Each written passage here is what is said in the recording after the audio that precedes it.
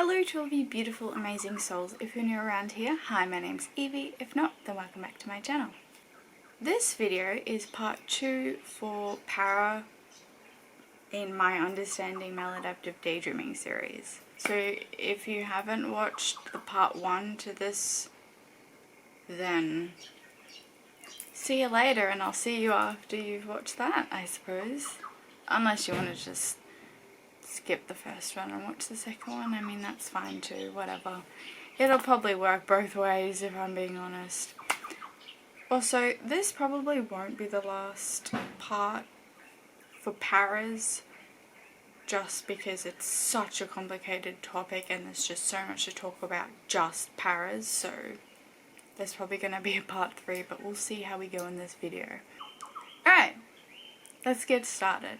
Now, the reason I wanted to make 2 parts was because when I was editing the first part, it was just not doing justice. I was watching it back and I was thinking, this doesn't even begin to explain Paras. And I think I felt that way because of how emotionally attached I am to my Paras, and I just thought, people who don't maladaptive daydream aren't gonna understand how big of a role Paras play in a maladaptive daydreamer's life just from that one video, and they aren't gonna understand Paras at all from just that one video. That's, yeah, Paras are definitely a sensitive topic, and they're also a very large topic. Because Paras live extremely complicated lives. Just as complicated and detailed as our lives. Paras can have dislikes, they can have likes, they can have hobbies, and they can have like hobbies that you as the maladaptive daydreamer would never take part in. They can have likes that, again, as the maladaptive daydreamer, you can never imagine yourself liking. They can even dislike things that you like, that the maladaptive daydreamer, I mean, likes. They literally have their own life. Like, and it's just as, I know it's happening. All of like, I'm curious actually, how many main Paras does a average maladaptive daydreamer have? Because for me personally, I can think of 20 main Paras that I daydream about on a weekly basis, some of them daily, and all of them, every single one of them, has very complicated lives, like their own career, their own likes and dislikes, and their own birthdays. Some of them have children who also have birthdays, they have anniversaries. Every single one of them has a very detailed life, and somehow, I don't know how, despite the fact that I can't even remember what I had for breakfast yesterday, I can somehow remember all of this. Like, it's just in there somewhere. My memory is so bad. So bad. But when I daydream, every single detail, like if I'm daydreaming about a Para, every single detail about them I remember. Like, it depends on how developed they are. If I daydream about them a lot and they play a big role in my paracosm, I remember everything about them.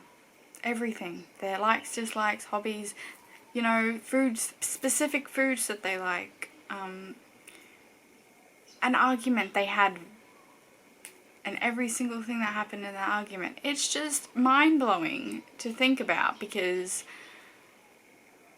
I have 20 odd Paras that I remember with great detail. And again, I can't remember what I had for breakfast yesterday, like,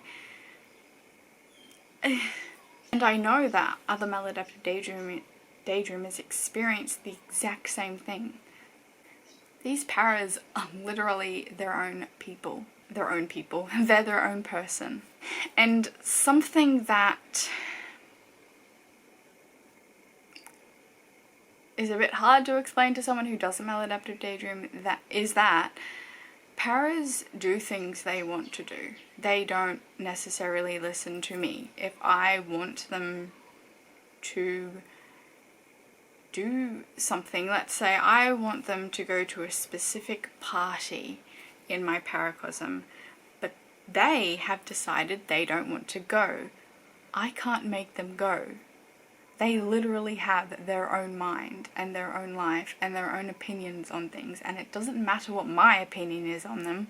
I want them to go to this party because I want them to hang out with a particular para, but they won't go because for some reason they're not feeling it today and they just don't want to go to this party. And they have made up their mind, and I can sit there for hours trying to daydream about them going to this party, but it won't happen. It just won't happen. They've decided they're not going to this party. They're not going to this party.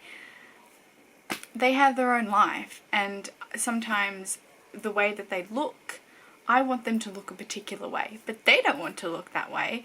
And I have sat there for hours trying to daydream about them changing their appearance, whether that's cutting their hair or dyeing it or something. Hours. I'm not kidding. And I turn around and they're back to the way that they were before because that's how they want to look. I can't stress enough how individualized they are, or like how much control they have over themselves. Yes, I know I'm the Maladaptive Daydreamer and my brain is the one hosting this, but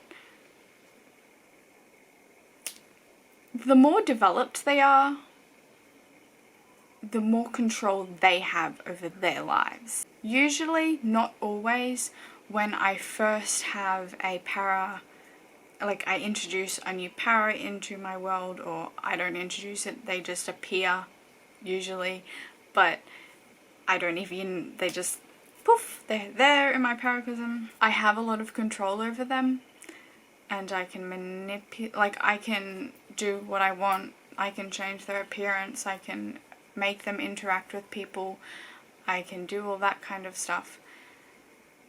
But as time goes on and the more time I spend daydreaming about them, they develop more and they get more of their own opinions and they become more of a person, and they're very developed now. I stop having as much control over them, and it's frustrating sometimes because I really want to have control over my paracosm and the things that happen in there, but just when you have very well developed paras, this doesn't happen the way you want it to. And when I'm saying this out loud, this is a very interesting topic because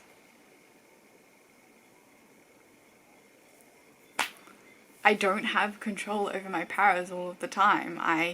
In fact, the ones that I'm closest with and the ones that I have had for the longest and spend the most time daydreaming about, or spending the most time with in my paracosm, I don't have very much control over them anymore. I do, yes, I do have some control, but that's because I know what they like and dislike, and I'm not going to usually put them in situations that they don't want to be in. So they're kind of happy to be in that situation, but it's almost like if I put them in a situation that they don't want to be in, or not even that they don't want to be in, that doesn't suit this particular para and doesn't make sense for them to be in that situation, I can't daydream about it. It just doesn't work. It won't. It's like I'm daydreaming and I want a particular thing to happen, but I just can't daydream about it. Like, it just keeps going back to what is more like them, and it's frustrating sometimes.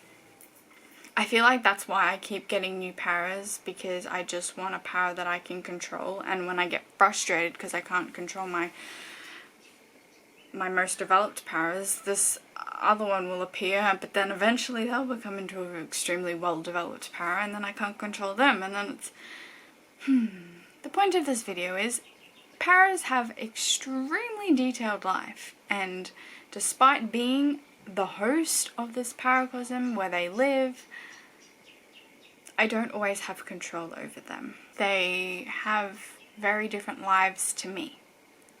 They play a big role in my life, yes, but they have very different lives.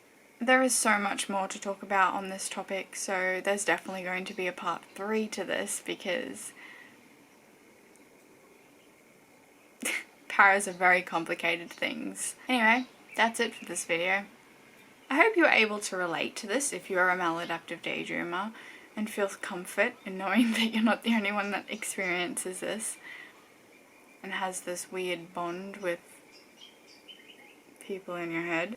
If you're not a maladaptive daydreamer, I hope you learnt something new. And if you aren't a maladaptive daydreamer and you're watching my videos, wow, thank you, honestly. Thank you. Anyway, like always, stay unique.